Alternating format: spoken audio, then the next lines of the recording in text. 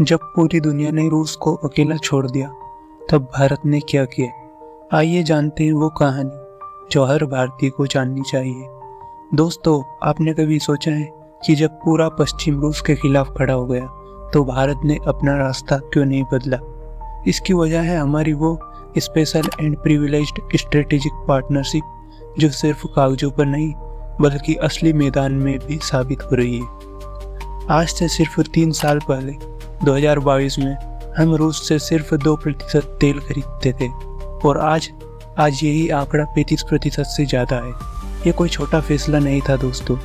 जब अमेरिका और यूरोप ने रूस पर पाबंदियां लगाई, तब भारत ने अपनी जनता के हित में फैसला लिया। रियायती तेल खरीदकर हमने अपनी अर्थव्यवस्था को मजबूत किया और पेट्रोल डीजल के दाम भी काबू में रखे।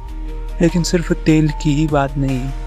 2030 तक दोनों देश $100 बिलियन का व्यापार करने का लक्ष्य रखते हैं।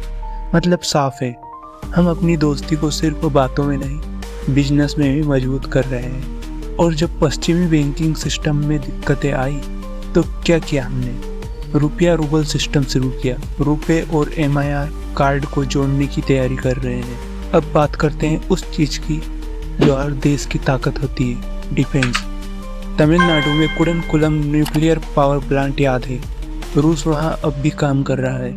2024 में रिएक्टर 3 और 4 के लिए फ्यूल सप्लाई का अनुबंध हुआ। परमाणु ऊर्जा में ये साझेदारी हमारे भविष्य के लिए कितनी जरूरी है, ये आप समझ सकते हैं। S-400 मिसाइल सिस्टम दुनिया की सबसे advance air defence system. America ने एक धमकी दी थी कि अगर भारत ने ये खरीदा तो पाबंदियां लगेंगी, लेकिन हमने क्या किया?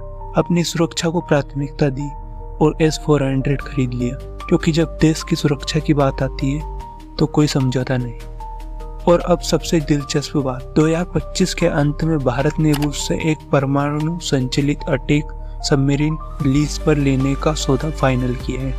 2028 में ये हमारे पास आएगी। समुद्र में हमारी ताकत और बढ़ जाएगी। साथ ही इंद्र 2025 नेवल एक्सरसाइज भी बंगाल की खाड़ी में हुई। मतलब ये दोस्ती सिर्फ खरीद फरोख्त की नहीं, साथ मिलकर लड़ने की भी है। मेक इन इंडिया का असली मतलब भी यही समझ आता है। Sukhoi 30 MKI fighter jets, T-90 tanks और AK-203 राइफल, ये सब भारत में ही बन रहे हैं रूस की टेक्नोलॉजी से। IRRPL जॉइंट वेंचर के जरिए हम सिर्फ खरीदार नहीं बल्कि निर्माता भी बन रहे हैं। रेलोस यानी reciprocal exchange of logistics support agreement, ये वो समझौता है जो दोनों देशों की सेनाओं को एक दूसरे की मदद करने की सुविधाएं देता है। ट्रेनिंग हो, एक्सरसाइज हो या पोर्ट विजिट, सब कुछ अब और आसान हो गया है। लेकिन सिर्फ सरकारी सौदों की ही बात नहीं दोस्तों, रूस में हमारे कुशल कामगारों के लिए भी रास्ते खुल रहे हैं। वहाँ लेबर की कमी है और हमारे पास टैलेंट है। विज्ञान और टेक्नोलॉजी में भी कोऑपरेशन बढ़ रहा है। हमारा गगनयान मिशन भी इसी साझेदारी का हिस्सा है। International north south transport corridor और Chennai Vladivostok eastern maritime corridor, ये कनेक्टिविटी प्रोजेक्ट भविष्य में भारत को दुनिया से जोड़ने वाले हाईवे बनेंगे। ये सिर्फ रोड नहीं, ये हमारी इकोनॉमिक पावर के रास्ते हैं।